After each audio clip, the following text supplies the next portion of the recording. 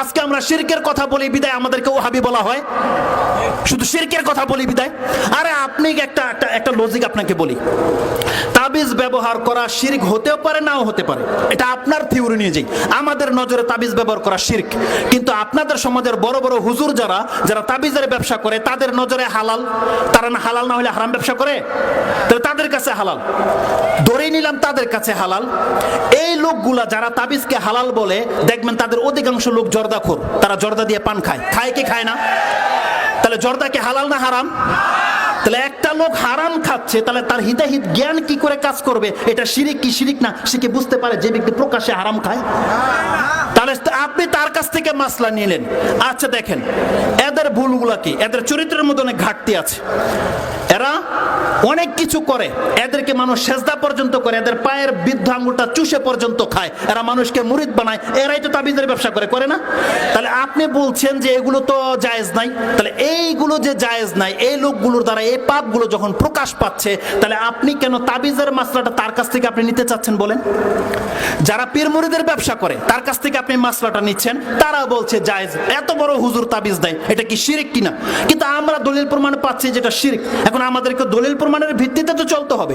আমি আপনার অন্তরের মালিক নই, আপনি তাবিজকে শিরক মানে নেন নাই, এটা আপনার সাথে আল্লাহর ফয়সালা হবে। আমার বলার ছিল আমি বলে দিলাম। আমাকে আমাদের হুজুররা বলেছে, অন্তর মেনে নিয়েছে, আমরা তাবিজ কবজ ছেড়ে দিয়েছি, কোনোদিন এগুলোর মধ্যে জড়াই নাই, কোনোদিন ইনশাআল্লাহ কিয়ামত পর্যন্ত জড়াবো না। তো ধরেন একতলাফি মাসলা, কেউ বলছে জায়েজ, কেউ বলছে জায়েজ নাই, আর যারা বলছে জায়েজ নাই তারা বলছে শিরক।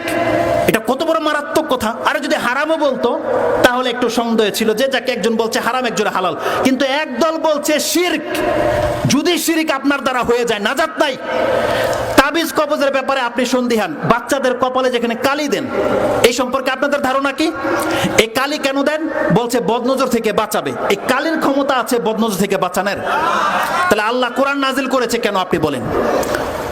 আল্লাহ সুবহানাহু ওয়া তাআলা মুহাম্মদ সাল্লাল্লাহু আলাইহি ওয়াসাল্লামকে শিক্ষা দিলেন কোরআন, যে বদনজর থেকে বাঁচার জন্য তোমাকে কোন সূরা কোন আয়াত পড়তে হবে, এটা মুহাম্মদ সাল্লাল্লাহু আলাইহি ওয়াসাল্লাম আমাদেরকে শিক্ষা দিয়েছে। আর যারা আপনাকে শিক্ষা দিয়েছে কালি লাগাতে হবে, তারা কোন ধর্মের? তাহলে হিন্দুর ধর্মেরটা আপনি যখন বুঝেন যে এটা শিরক, এখন আমি বললাম এখানে কালি লাগানো শিরক। আরো মজার বিষয় আপনাকে বলি, মানুষের অন্তরের মধ্যে শিরক কিভাবে গেঁথে যায় আপনি দেখেন।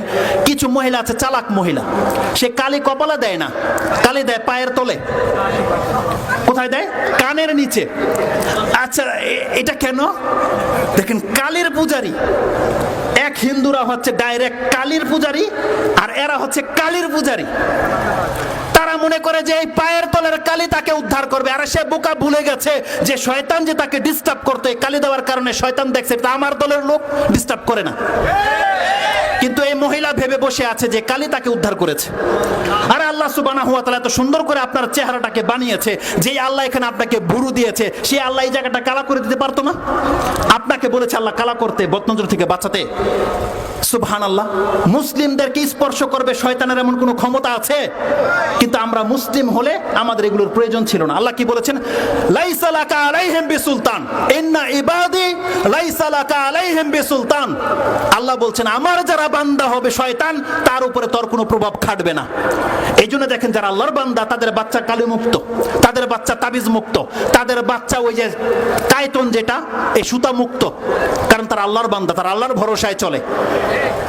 আল্লাহ সুবহানাহু ওয়া তাআলা বলছেন এই শিরকি কথা যারা বলি, ওই কথাটাকে আমি ক্লিয়ার করে দিই। তাহলে আমরা তাবিজের কথা বলছি, আপনি বলছেন এ ওহাবি, এ নবীর শত্রু, এ মুখ তুমুক, এ আরব দেশ থেকে এসেছে, সৌদি আরবের ধর্ম প্রচার করতে চায়, এগুলো বলছেন। আমি সাধারণ মানুষদেরকে বলছি আপনারা ধোঁকা খাবেন না। আপনার হুজুর বলছে জায়েজ, আর আমরা আমাদের হুজুররা বলছে এটা হারাম, শিরক। যদি সত্যি সত্যি এটা শিরক হয়, আপনি জানেন এটার রেজাল্টটা কি হবে? জানেন আপনি রেজাল্টটা কি হবে? সেখানে কেউ আপনাকে উদ্ধার করতে পারবে? তাহলে যদি বাঁচতে চান এই দুনিয়াতে আপনাকে বেঁচে দেখাতে হবে। যখন যেহেতু সন্দিহান বিষয়, তাহলে আপনি সন্দিহান থেকে বেঁচে গেলেই তো হয়ে যায়। এখানে দলাদলির কি আছে বলেন? এখানে দলাদলির কি আছে? আপনি হক কথাটাকে যদি মেনে নিতে চান, আপনাকে এক ভাই বলছে ভাই ওদিকে যেন না, মারপিট হচ্ছে, গোলাগুলি হচ্ছে, আরেক ভাই বলছে কিছু হবে না, যান, আপনার কিছু হবে না। তাহলে আপনি যদি বাঁচতে চান, তাহলে আপনার এই পথ দিয়ে না যাওয়াটাই তো উচিত ছিল না? রাসূল সাল্লাল্লাহু আলাইহি ওয়াসাল্লাম একটা হাদিসে ক্লিয়ারলি বলে দিয়েছে, কি বলেছেন? আল হালালু বাইয়িনুন ওয়াল হারামু বাইয়িনুন। এটা বুখারীর 50 নম্বর হাদিস, আপনি খুঁজেন পেয়ে যাবেন।